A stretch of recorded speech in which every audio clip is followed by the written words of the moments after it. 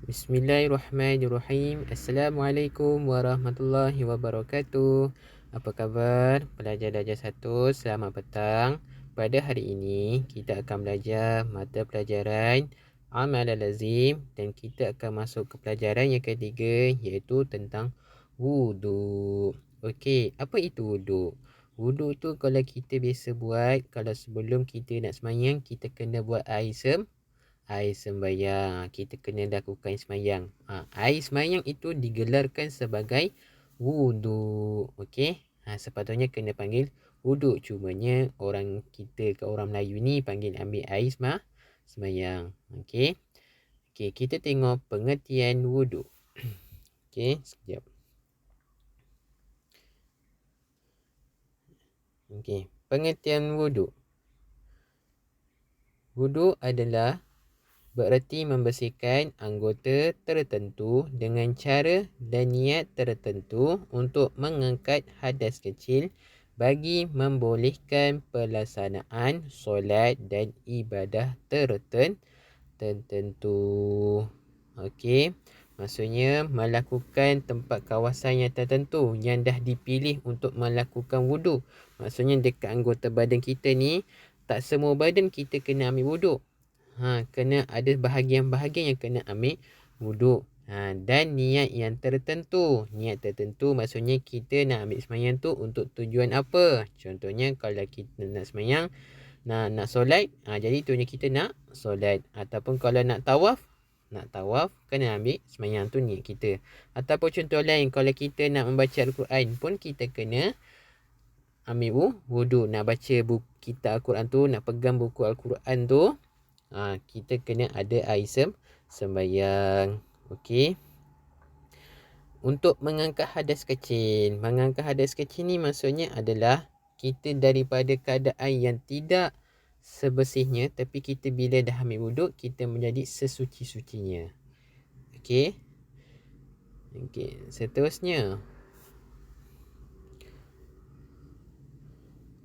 Hukum wuduk. Okey, hukum wuduk adalah wajib. Maksud wajib adalah awak mesti buat. Kalau awak tak buat, contohnya kalau awak tak ambil sembahyang, maka awak tak bolehlah solat. Kalau awak tak ambil wuduk, maka awak tak bolehlah melakukan solat. Kalau awak tak mengambil wuduk, maka awak tak bolehlah melakukan tawaf.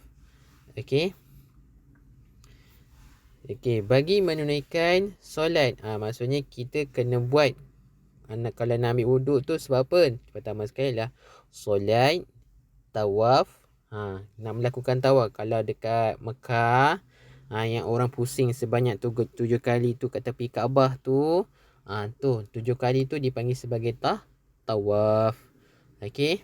Seterusnya, menyentuh dan membawa Al-Quran.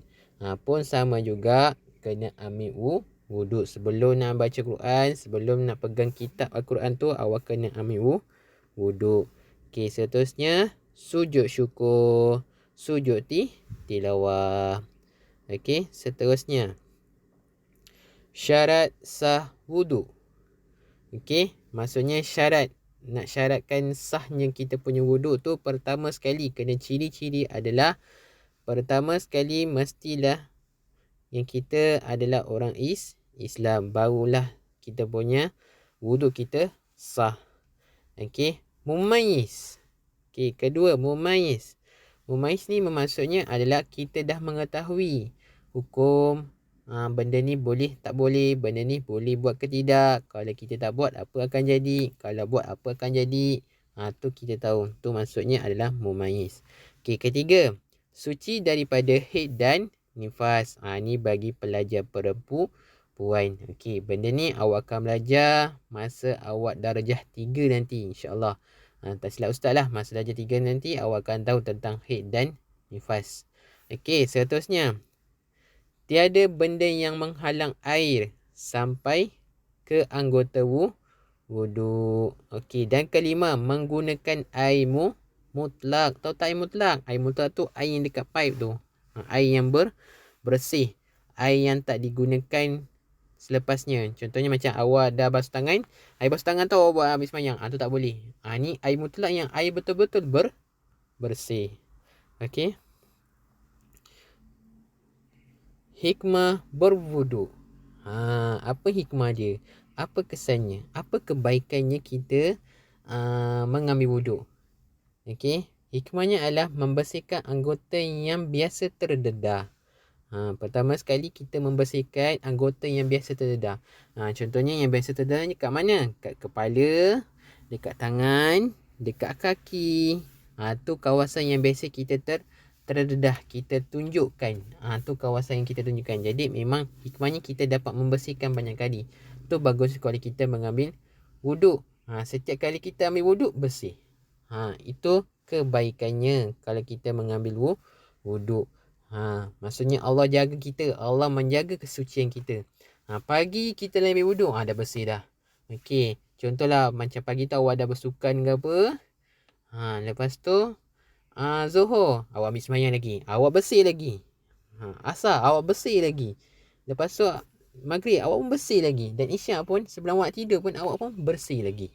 Tu kebaikannya kita berwuduk. Okey, kedua, menjaga kesihatan, kerana dalam wuduk kita membersihkan anggota badan yang penting. Betul. Maksudnya kalau kita mengambil wuduk, kita dapat membersihkan sebahagian anggota badan kita ni. Dan menjaga kesihatan kita. Awak nak ke kita kotor-kotor? Tak nak kan? Sebab itulah kita kena ambil wuduk. Ingat, setiap dalam dekat tangan kita ni ada bakteria yang kita tak nampak. Tapi dengan hanya membersihkan, kita dapat menghapuskan banyak bakteria yang dekat anggota badan kita. Okey. Dan yang ketiga adalah mendapat ketenangan dalam menunaikan solat. Okey. Okey, cara berwuduk. Okey, cara berwuduk. Macam mana cara berwuduk? Pertama sekali adalah baca bismillah. Bismillahirrahmanirrahim. Kedua, basuh kedua belah tapak tangan hingga ke pergelangan. Okey, ketiga, berkumur. Dah tadi dah baca bismillah. Bismillahirrahmanirrahim. Basuh tapak tangan awak tu, bersihkan. Dah bersihkan tapak tangan. Lepas tu awak kumur.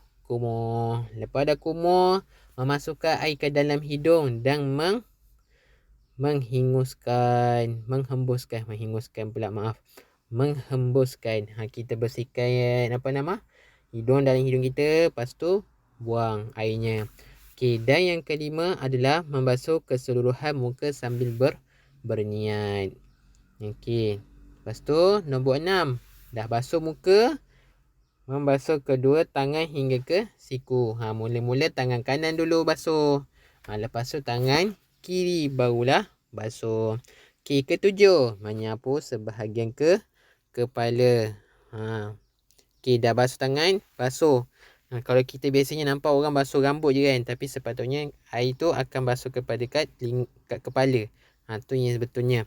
Okey, dan yang ke-8, menyapu kedua-dua telinga. Bersihkan dulu kedua telinga kita. Okey, 9, membasuh kedua kaki, buku lali. Basuh kaki awak. Lepas dah basuh kepala, dah basuh telinga, barulah basuh kaki.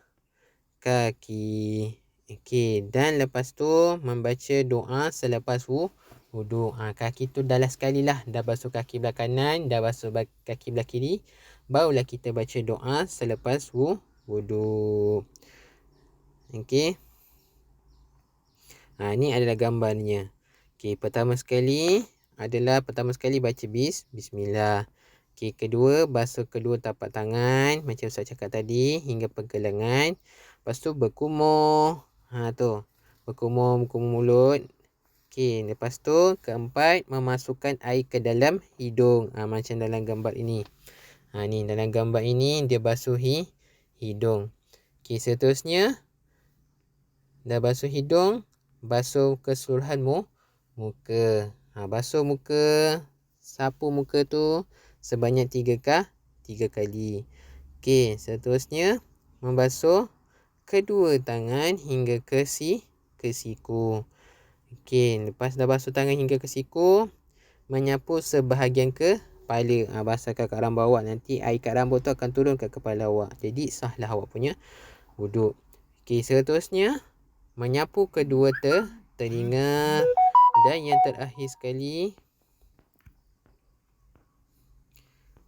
membasuh kedua kaki hingga ke buku lali. Okey. Okey, dan last sekali adalah membaca doa selepas wuduk. Cara bacaannya adalah asyhadu an la ilaha illallah wahdahu la syarikalah wa asyhadu anna muhammadan abduhu wa rasuluh.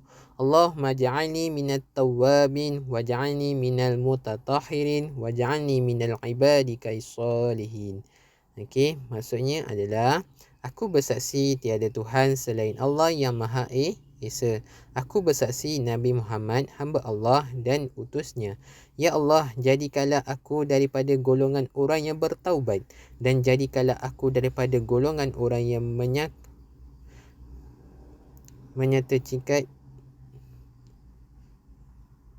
menyucikan diri, dan jadikanlah aku daripada golongan hamba-hambamu yang soleh. Okey, ni awak kena ingat. Jadi ini sahaja daripada Ustaz. Assalamualaikum warahmatullahi wabarakatuh.